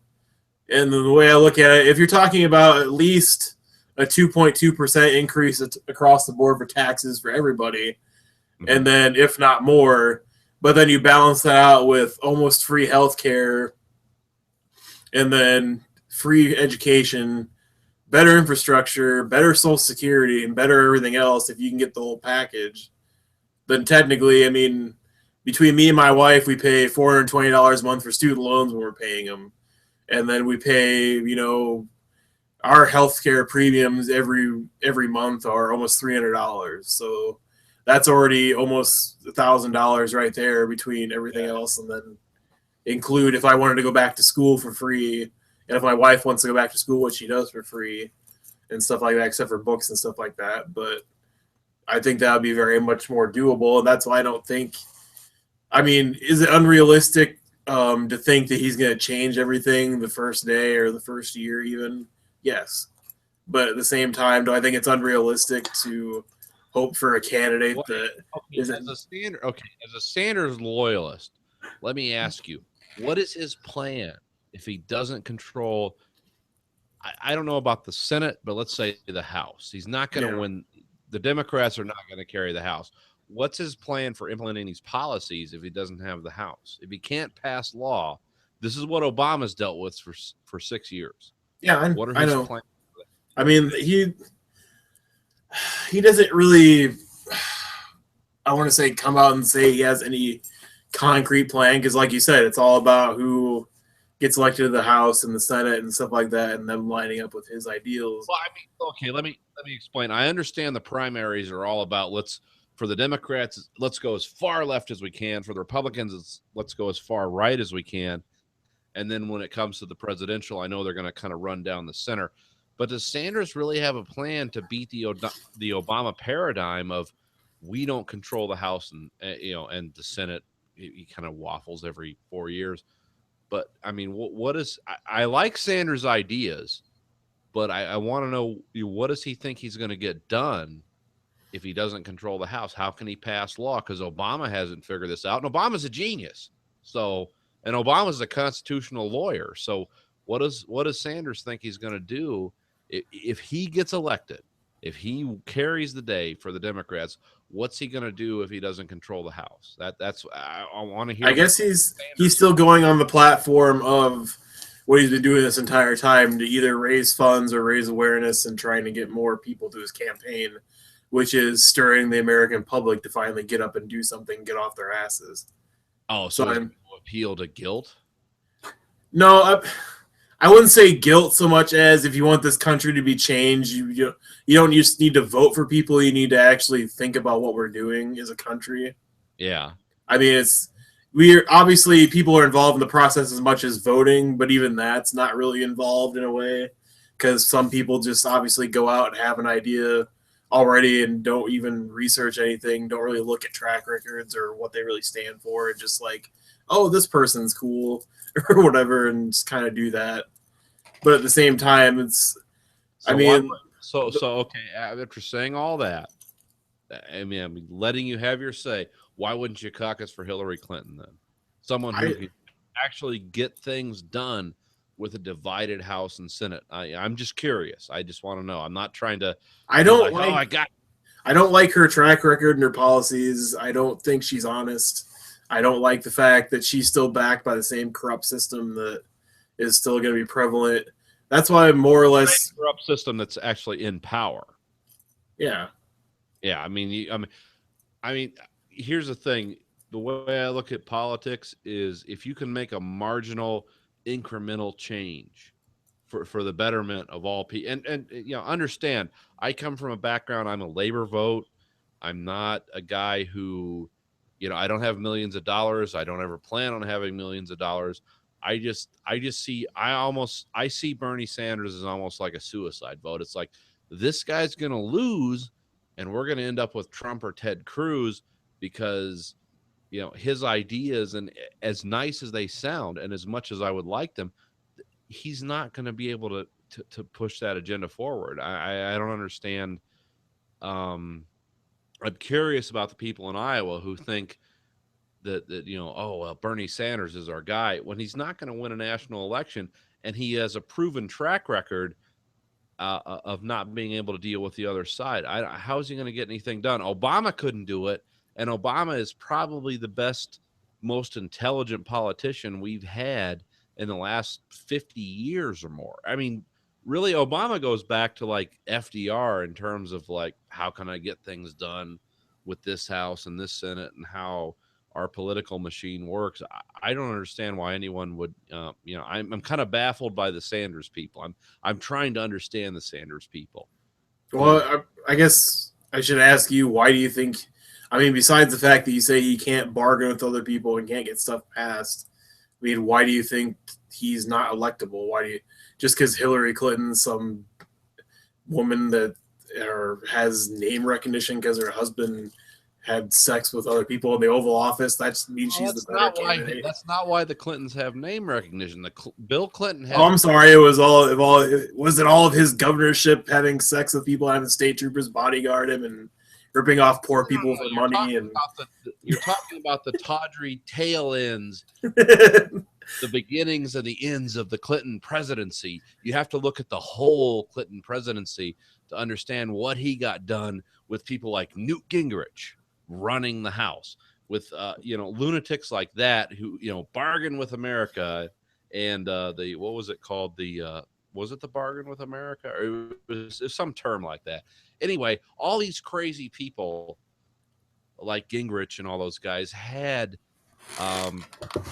these systems set up where they were trying to deal, you know, they were trying to appeal to the far right of the Republican Party, but yet Clinton still won the day with a lot of his policies and moved the country further along than somebody who just stood there and said no. I mean, Bernie Sanders is like Noam Chomsky. He has great ideas, and I love what he says, but it's completely impractical to the system we live in.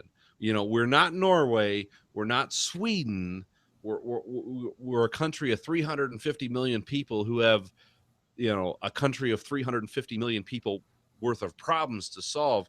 And I don't think Bernie Sanders is going to be the guy that's going to carry the day, besides the fact that Hillary or Bill Clinton had sex with interns. And no, I was just bringing that up to be more of a dickhead, but at the same point, I don't think burying your head in the sand and just keeping things the way they are and having somebody that's going to promote the system as it is and not trying to change anything is going to do any better for anybody. Did Bill Clinton bury his head in the sand, though? That's what I want to know. He passed a lot of shitty trade agreements, and he was not absolutely. I hate Bill Clinton for NAFTA. I don't like what he did to working people in this country, but I don't. And Hillary Clinton's going to do the same thing. She doesn't even care about working people. She changed her whole fucking stance 4 months into her presidency campaign because of Bernie Sanders. Well, She even wrote a note to Bernie Sanders saying, "I love what you're doing for healthcare for people," and now trounces him every fucking time he comes out about it. She is just a fucking the two-faced thing with bitch. she's not a two-faced bitch when it comes to healthcare. The problem with healthcare is it takes like $750,000 of loans to become a doctor. You got to be a smart motherfucker to be a doctor. And the problem is with that system and the school loan system and everything else we have is that, you know, everyone who wants to be a doctor also wants to be a millionaire, and they think they're entitled to that kind of lifestyle. And, you know, Bernie Sanders' system of socialized healthcare and socialized, it doesn't do anything to promote that. If anything, it degrades that. So that's not going to happen. Because healthcare. Wouldn't you say that Bernie Sanders speaks more to Andrew's situation? Well, sure, Bernie Sanders speaks more to Andrew's situation, but it's again, it's insolvable. So you're asking the man to compromise his own ideals for a more electable candidate. Well, it's not more or Well, less. yeah, I mean, Bernie Sanders, I like a lot of what he says, but he's not an electable candidate because it's not realistic that we're going to just suddenly, because Bernie Sanders is the isolationist candidate for America. It's like, oh, we're going to internalize everything. We're going to have no foreign policy. We're going to have, you know, it's like the rest of the world doesn't exist until we have national health care. And that's just unrealistic. And he's also proposing $10 trillion worth of changes to how our system works. And I don't think a lot of people are going to go for that. I would love if that guy got elected. I mean, dude, I would love it, but it's just not realistic. Just like it's not realistic that Noam Chomsky is going to get elected as Secretary of State or anything else. It's like, those are cool ideas, but they don't carry the day. Yeah, but I mean that's the Obama paradigm right there. Is like, Obama was a great guy, hope, change, all that shit. It didn't happen because this is how the system works. So we have to accept incremental changes versus these radical swings to the left that the House and the Senate are not going to make. Well, wouldn't it be more of an incremental change to still elect yet another person that's for change instead of going right away back to the old system? I mean, everybody talks about how, yes, the country needs change because, yes, we have infrastructure problems. We have problems with having people that are unemployed or uneducated. And we have healthcare problems. We have, you know, too many rich people fucking over all the poor people problems. Have all those problems. You know, everybody, even kids that aren't fed on a regular basis kind of shit. And so instead of going from, yes, Obama obviously has not had a good run of things, but at the same time, he still made some effective change in the right direction. And wouldn't we rather continue that trend instead of just taking a step back already and going with somebody that, if you talked about how much you hated Clinton for NAFTA, Hillary Clinton was in agreement that the new China trade deal that was going to get passed, she was all for it. And then Bernie Sanders started trouncing the shit out of her, and then she was like, oh, I guess I'm not for it anymore. And so I don't like her just because she doesn't seem like she knows a damn thing. She literally changes on a dime, and she doesn't seem to do anything that isn't parroting or echoing somebody else's political stance because it's popular. I don't like her either, but the thing is, she's electable. Bernie Sanders isn't. I mean, I don't know how much more plain to put it. This is about incremental changes. I mean, guys like Michael Moore and people like that, they talk about there's going to be an uprising. There's going to be radical. No, there is not going to be an uprising, and there's not going to be radical change. But there can be incremental change. And I really think that Hillary Clinton represents that incremental change. I don't think that guys like Bernie Sanders, as inspiring as they are, and as much as I would like to see their policies enacted, I don't think they represent a realistic direction for this country right now. I mean, in the future, yeah. I mean, I'm all about socialism. I'd love a 36-hour work week, and I'd love all that stuff. Because it does. You know, because my job sucks and it doesn't really matter which way it goes. But I just think realistically, I don't see that guys like Bernie Sanders are going to win. And I definitely don't want guys like Ted Cruz or Donald Trump running the country, because that's just going to be 4 more years or 8 more years of Bush, which was a fucking nightmare.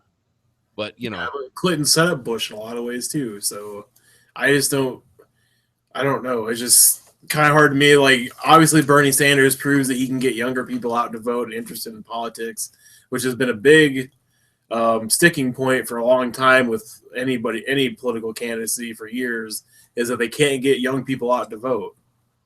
And so if he can get all the young generations out to vote, interested in politics, and finally interested in the political process, and, you know, a whole new batch, you know, inspire, you know, hopefully the next generation of senators and, you know, everybody else, is that more of an effective change for you, I guess, than having him as electoral candidate? Just having him run right now and inspire people a better thing than him being a presidential nominee, I guess. well, I mean, we'll have to see. I mean, again, we'll have to, as with most things in politics, when I talk to people, we'll have to agree to disagree. But I'd like to see it, but I don't think it's realistic. I mean, I don't. I think we can all. I think we can all agree to disagree. I think we can all agree that if Jeb Bush makes a late charge, this shit becomes Clinton Bush again. Fuck that. Nobody wants that. I mean, I don't. Except for my love of highly destructive firearms, I have no right in this country. And I don't even care about that anymore because I already have all the highly destructive firearms and I can't afford to shoot them. So I don't want to see this country move to the right again, but I don't want to see a candidate that's so far to the left that it guarantees somebody like Ted Cruz or Donald Trump becoming president, because that would just be horrific.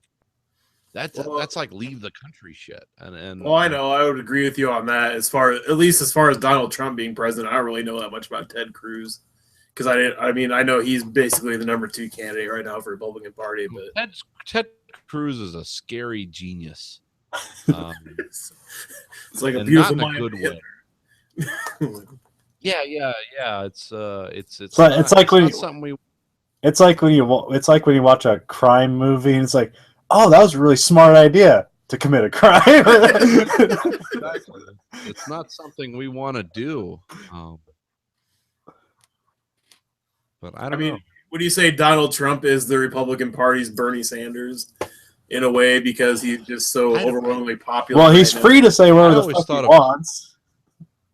Well, I mean, if you look at Donald Trump's political history, his real history, he's a Democrat. But what he's become now is some kind of showman for the Republican Party, and he's not really showing. He's showing the worst aspects of the Republican Party. So maybe he's a salt for Hillary Clinton. I don't know.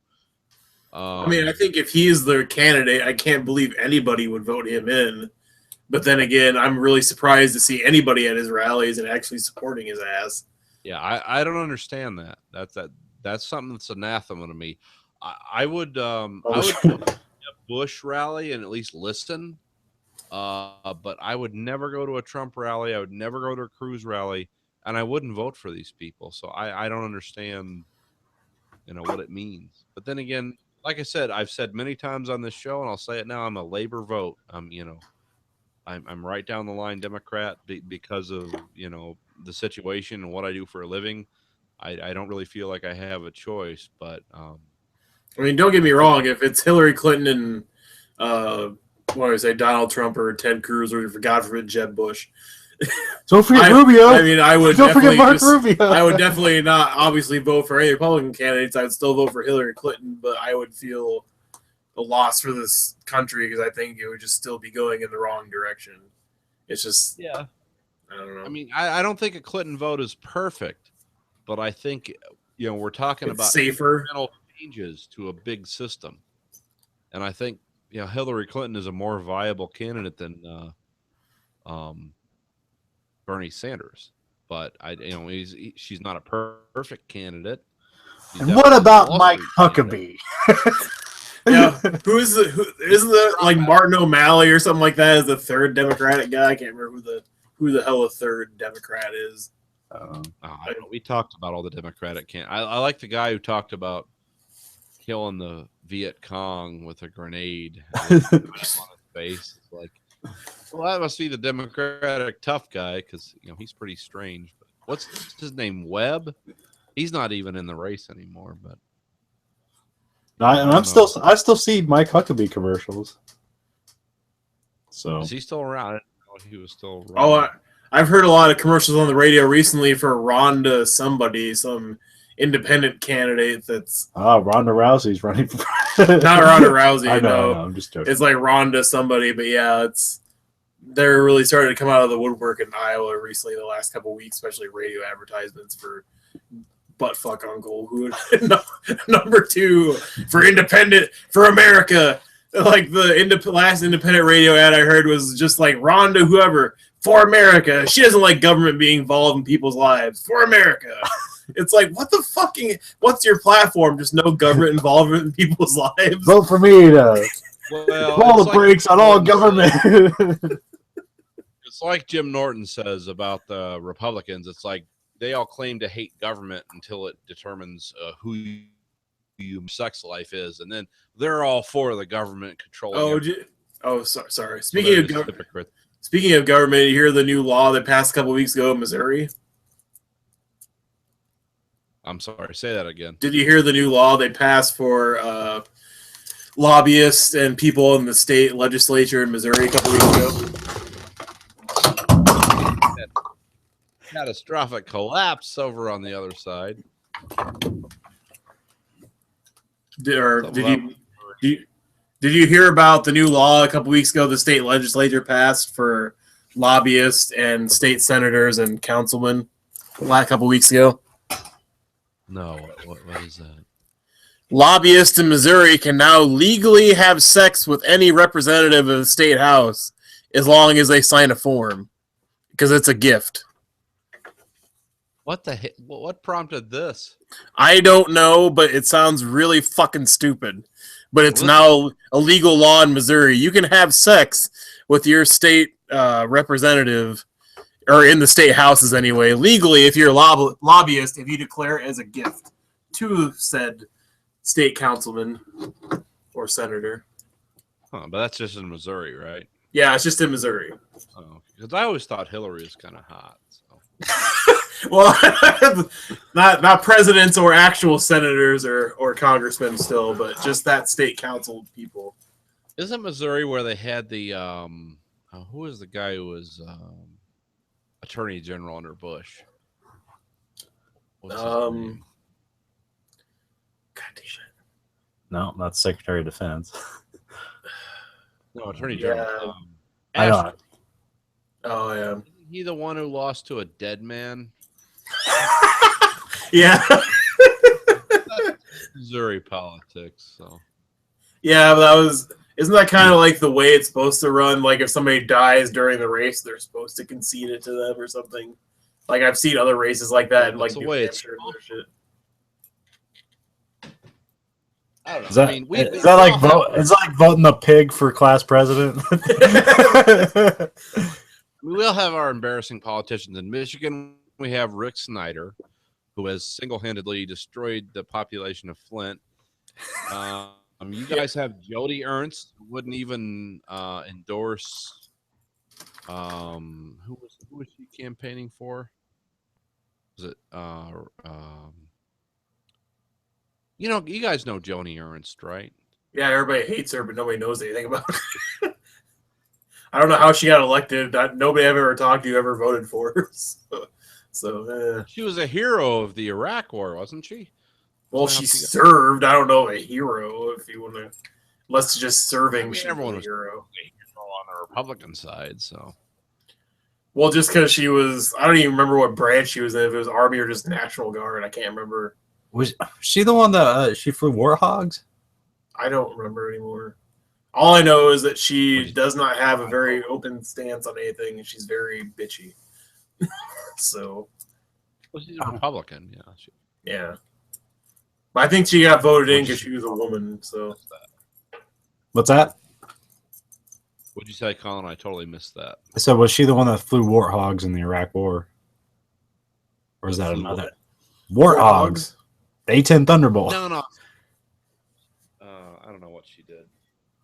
She's probably a reservist that sat in a tent somewhere in the middle of the fucking desert and got called a hero. That's my guess. Yeah, I don't know either. Well, I don't have. I don't know. I don't have anything else. You guys have anything else? Oh, I have plenty. Is Oh, do you have any insight from the Flint water crisis since you actually live in that state somewhere closer to it? Yeah, I don't. Yeah, I don't have anything to say about that. I don't have anything constructive to say about that. That's a Flint is a. I've been there once to buy tires, and I was invited to go along because I had a permit to carry a handgun. It's a rough city, a rough place, and the guy who was selling tires had a daughter who looked like Dora the Explorer, exactly like her. I don't know anything else about Flint. Well, I guess I didn't. Place. It's like Detroit. I have a new game that you can download. You can get for your iPad. Oh, the Churchill Solitaire. Yes, Churchill Solitaire. It's a solitaire played with 2 decks. There's some rules. There's a thing called a Devil's Row, where the only way you can eliminate it is by putting it in the row with the aces, and then it's just like a big game of solitaire. And it's also co-developed by Donald Rumsfeld. Okay. Because Churchill developed it, and then he taught it to some like Swedish dignitary or something, and then he ended up teaching it to Rumsfeld, and then Rumsfeld helped this or helped consulted with this like video game company to make it for iOS. Because when you said Churchill, I didn't think of Winston Churchill, but I was like, okay. I just figured it was somebody who had records of it or something, and not Donald Rumsfeld. It's like, hey, look, I am useful. Yeah, he's in the credits and stuff like that, but otherwise, no, it's not. I don't even know how to play solitaire. Is it hard to learn? No. I mean, it's on the computer, so it does most of it for you. So I was gonna say I know solitaire itself, but I don't know how difficult a 2-deck game of solitaire would be. See it's free to download. It's a free to play game, so you can download it. But like the catch is like you can play without buying anything. You can play 3 different levels: easy, medium, and hard. And it's the same dealt deck for easy, medium, and hard. So you only get like 3 different options for a dealt deck. It's not like random or anything. So you have to pay if you want like a random deck every time.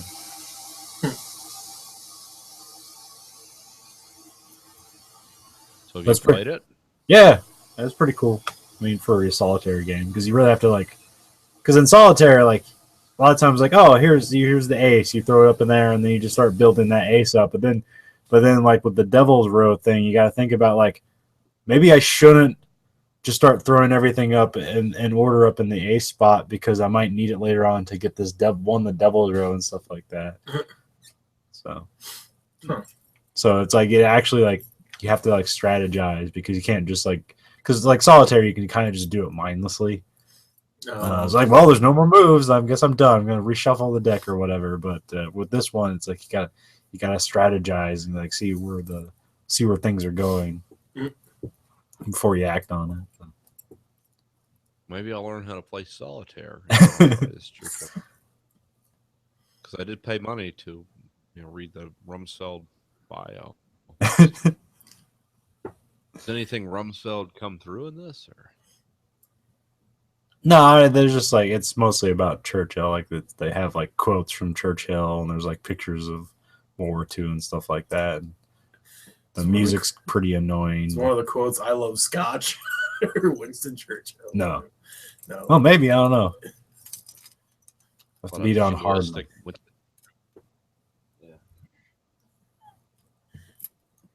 So anyway, The Expanse. Oh, okay. We're gonna keep going. Okay. I thought you were like ending the show. I was like, oh, but I have like 40 other things I can talk about. Yeah, we'll talk about The Expanse and then we'll end the show because I'll be in trouble. All right. Because we're taking Grayson to the Holocaust Museum tomorrow, so gotta be up early for the Holocaust Museum. I'm serious. No, I know. Just saying, be up early for the Holocaust is a whole new. Sorry. Be ready for the game. But anyway, The Expanse. So the episode before the last episode, which is 2 hours, and they've made it to Eros. Yeah.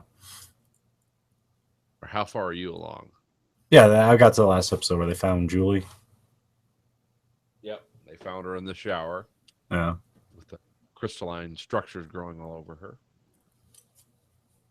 So Must be really hard the water next in that episode- station.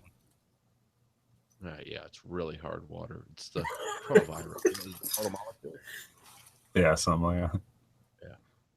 Something not exactly organic, but still organic that kills life. Weapons to annihilate humankind. How many years ago? 30 million years ago, something like that. Millions, billions of years ago. So anyway, But yeah, it's really good. Are all the episodes Yeah, the still free expand- online, or just like the first 3 or 4? I don't know. With mine, I signed in with my cable subscription. So Oh yeah. So it's one of those where it was available for free for a I while. don't know, you and can now it's- go on Amazon. You can buy the whole season for $20. It's not all out yet, but you can buy the season. and I'd say it was worth it. Yeah. So there's only two episodes yet left. Well, there's one episode left, but it's 2 hours long. Huh. It's like 10 That's a episodes. lot to wrap up. Well, they're gonna. All they're gonna wrap up is the horror of Arrow Station. Oh, okay. Okay, so Yeah. they're gonna like snap Leviathan Wakes into 2 seasons. Yeah. Oh, yeah. Oh, okay. All right. Because that's the best part of the book. So this is like 10 episodes, the, right? the next book is not very good, in my opinion. Caliban Wakes is not my favorite book of The Expanse. So yeah, And- they're going to do this 2-parter and try to integrate the Martian stuff into the next season, I think. Oh, okay. So this is like 10 episode season, or Think. Yeah, that sounds about right. What? I couldn't hear you. What did you say? He said, "Is it a 10-episode season?" Yeah. all right? Very Because I know it much. just came out like not that long ago. So was that like around like October or November it came out? Yeah, it came out in November, and then it took a pretty long break for Christmas, Oh, okay. and then it came back recently. So, Yeah. but yeah, it's really good. Like somebody made the comment like the show only gets better as it goes on, and so far that's held true. Of course, that might work better being that I've read the book. And like I watch it, I was like, "Oh yeah, there's that exact scene from the book. Oh shit, they're doing it. They did it." See, I didn't even know it was a book until now. So Yeah, you explain it. Well, it starts out. Leviathan Wakes is the first book, which is basically the first 2 seasons, I guess, is where we're going. I don't know. I'm not sure where we're going, but yeah, it's a really good book. I recommend it to anyone. It's a very complicated. It's a book about. It's set in space, but it's set in our solar system. Because the fastest they can go is 2% the speed of light or something like that. Yeah, Yeah, they're not going. It's not Star Wars. we're not leaving the solar system. yeah. But it's about all the politics of people who live, in our solar system and evolve in low gravity and are basically treated like slaves. Those are the people in the belt. And then there's Earth, which is a giant welfare state or a Bernie Sanders paradise. And there's Mars, which is mostly American, Chinese, and Indian immigrants that are trying to terraform Mars into a beautiful world like Earth. Yeah, And so that's those are the political factions. And then there's a molecule sent from aliens that we don't understand that was that wound up on a Jovian moon. And it was basically intended to wipe out all life on Earth, but the Jovian, which planet was it, or which satellite of Mars was it? I can't remember. I don't know. I didn't know it one was of the salad. satellites of Mars interfered with this weapon that was sent to Earth millions of years ago to wipe out all human life. It was called the protomolecule, and of course, corporations find it and try to exploit it, and so it becomes kind of the the glowing suitcase of this whole series. the MacGuffin. Yeah, what is the proto-molecule? What does it represent for all mankind? And Sci-Fi Channel decided to pick up this series and did a pretty good job with it. A lot better than what I thought it would be. It's called The Expanse. There's 5 books right now, but read the books, watch the series. It's really good. People compare it to Game of Thrones, and that kind of holds true. Also, these guys work for George R. R. Martin. Oh, okay. Yeah. They keep his books and they keep his history in line for his own books. Yeah, because the writer of this is James S.A. Corey. yeah, but it's 2 guys. It's like It's Matt 2 guys. Brink and somebody else. They write the series or they write these books, so they're pretty good. Keep them in mind. Sci-Fi Channel did a better job with this than I thought they would. I figured this would be. I actually did not have very high expectations for this series, and I was pleasantly surprised. Yeah, it's pretty much like now. I think you can play like this is on par with Battlestar Galactica. I was gonna say, does it play it pretty serious, or is it like the regular sci-fi campiness of? No, it's totally serious. Very Okay. serious. That's why I usually don't watch sci-fi shit, is because it's just too campy or too low budget half the time for me to take it seriously. So No, it's neither one of those. Well, that magic show looks stupid, but that's the one where it's like magicians and like magic is like a drug to people and they're having sex all the time. But what the fuck? that sounds like a weird fucking show already. But okay. but it's like Sex, yeah. it's like magic is real. It's not like it's not like magic groupies. Yeah. I need to get. I want to get back into. I really liked what I saw of 12 Monkeys. I heard like mixed things about it, and kind of want to get back into that. I still haven't. I haven't gone through the second season of Helix because I really like. Supposedly that was really bad, so I don't know. What, the second season or Yeah, just the show in second. general? Okay. No, the first season I loved. It was a good Okay. show. But supposedly the second season just doesn't make any sense or doesn't pick up on the same. Well, once you get past like the 3rd episode in the first season of Helix, nothing really makes sense. True. But Oh, this is a medical emergency. Oh no, it's about immortals. What? I guess what I meant to say is that if the whole was hold together as well as the first season did, or make his. Yeah. But I know it got canceled after the second season. Oh It's yeah, pretty- that's it's obviously moved. I figured it probably got canceled. So. I think Yeah. the expand staying power though. Yeah. And in true fashion of any show doing well on a crappy network, probably cancel it before the second season comes out. Well, they've already purchased like the next season or whatever. They made commitments to the next season, but I see a bunch of articles out there where it's like, you better fucking watch this because they're gonna cancel this because it's really expensive. It is really expensive too. Yeah, but sci-fi is still under that whole like NBC, USA, whoever NBC owns- Universal. Yeah. So I mean, technically See, they're not. I really lost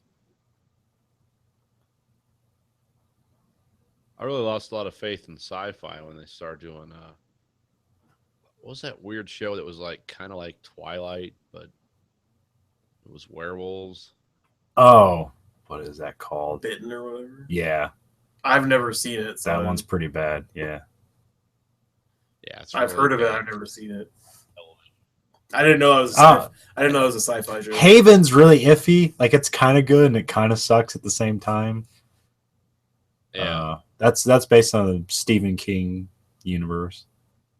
But is Bitten really like Twilight for werewolves? Because that sounds pretty shitty.